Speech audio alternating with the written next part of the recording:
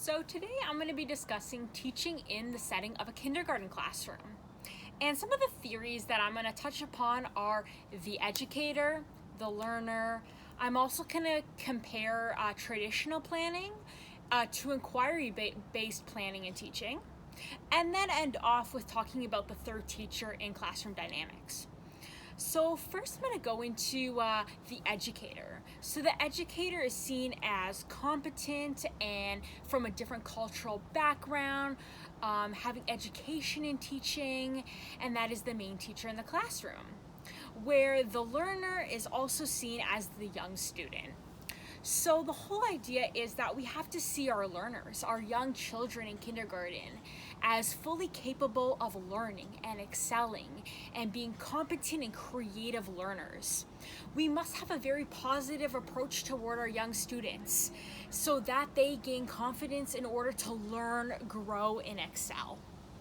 So we have to see our children as they are capable to learn. They are capable to have their own understanding and their own thoughts and their own personalities. And they are fully capable to engage in the material that we put before them. So a lot of our young students like to participate in something called play-based learning. So play-based learning is really hands-on, where the kids are gaining friendships and talking to other students with mutual interest in a play-based environment. So for example, they can act out a certain role or a job they want to do in the future and kind of experiment and have fun with being creative in order to really fully emerge in a topic. So a lot of children in play-based learning interact with stuffed animals, like different toys.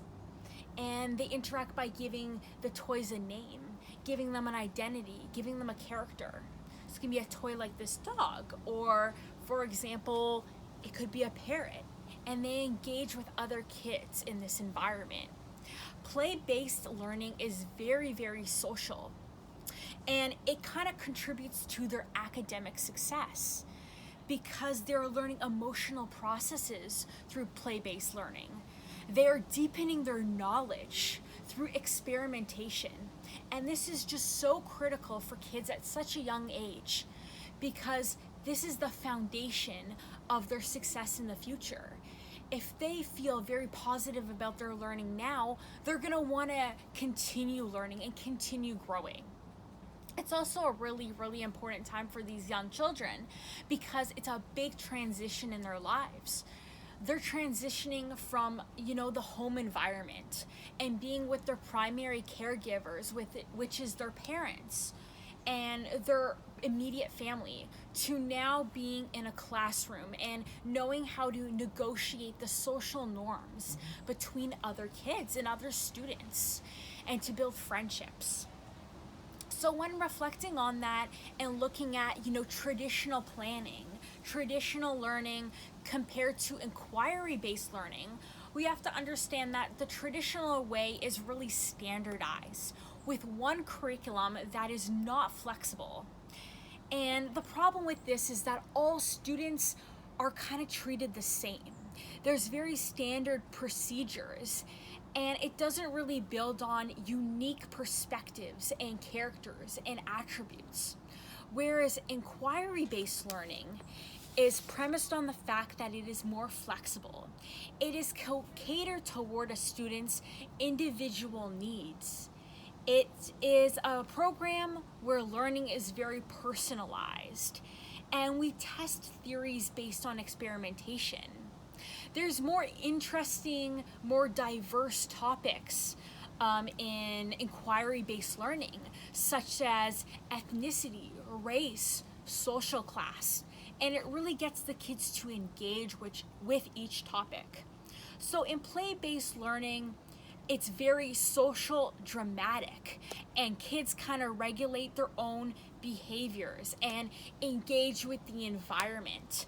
So for example, a child could decide to interact with the outdoors and create a painting using a paintbrush and different colored paints to paint and create a story or a picture that kind of symbolizes their own lives.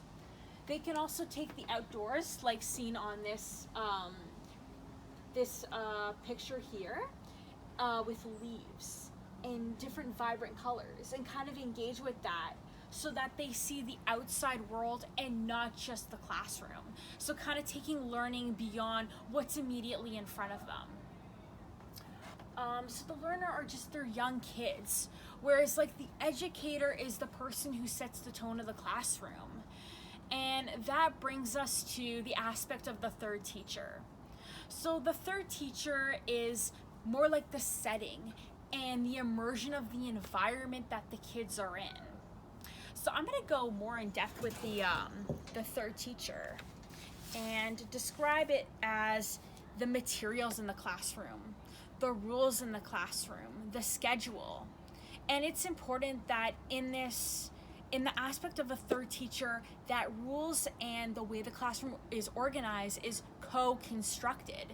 And co-constructed is not only does the teacher have say in the environment, but also the students put in their own perspectives in the way that we arrange material, and the way that we give meaning to things and consider exploration and diversity. So we could put a shelf on wheels, and we can ask the kids, do you want to move the shelf to an area that you guys feel like it should be set up in the classroom? So the kids arrange the classroom. Also in the third teacher, we have to take into perspective how the kids view the class as young learners. So this is kind of about the windows or the lighting in the classroom. So children are relatively small in height, and it's important that the windows are lower down so that they can look outside and engage with the seasons and the changing seasons. This is important because the kid can connect the outdoors with the inside of a class. So there are many different principles in creating an environment like that's good, that acts as the third teacher. And this takes on Reggio Emilia concepts of looking at the aesthetics of a classroom, looking at the detail in a classroom, and how kids are actively learning in a rich, engaging, and stimulating environment with different colors and lighting and sound and smells. There's also collaboration in not only how children and adults work, but how children work with other classmates, and collaboration on how the desks are set up to make the classroom more interactive. And I drew a diagram right here of a classroom that I have created. And I created it so that the kids are grouped in groups of 4s, and they can interact with every person at their desk. There's also a really big space, which is the circle area, and that's where the toys are, and there are art supplies. So in this space, the kids can walk around, the kids can engage in circle time, and this is where a lot of relationships in the classroom are gonna happen. Also in my classroom, there is on the side trees and a soccer field and lots of windows, so the kids have time to play outside. And also I decided to put a board in the front of the classroom with posters of the kids' work and their accomplishments in the class. So when talking about the third teacher, we have to relate to the fact that we want to display the child's work. We want to put up posters and pictures and all their creations around the classroom, so that they understand that what they created is such a big accomplishment and that they take pride in what they've done. And this makes them feel important. This makes them feel valued, that their opinions are worth knowing and understanding and digging deeper. Also within the dynamics of the third teacher, our classrooms have to be very diverse, and there has to be a lot of transparency. So transparency in the form of windows and mirrors. We have to be able to let the outdoors in. So there is also a lot of things we need to discuss about relationships. relationships with teachers and parents, and reciprocating values of the community in the classroom. So all of these are really good aspects of the third teacher. So when going back to inquiry methods, a lot of teachers ask, a lot of leading questions to their students. And it could be, what makes you curious in a topic? What do you want to learn more about in our classroom? So inquiry is a lot about asking really valuable questions. For example, discussing a book with the kids and letting them interact and saying, what is it about this picture that makes you want to learn more? So overall, there's a lot of things we have to know as educators, as students, and how we set up the class. And the process of being a teacher is the idea that we are always learning. Educators are always learning from their students, and the process of learning is every day. So not only do we teach our students, but our students also teach us very valuable questions. And that concludes my presentation on teaching in a kindergarten setting.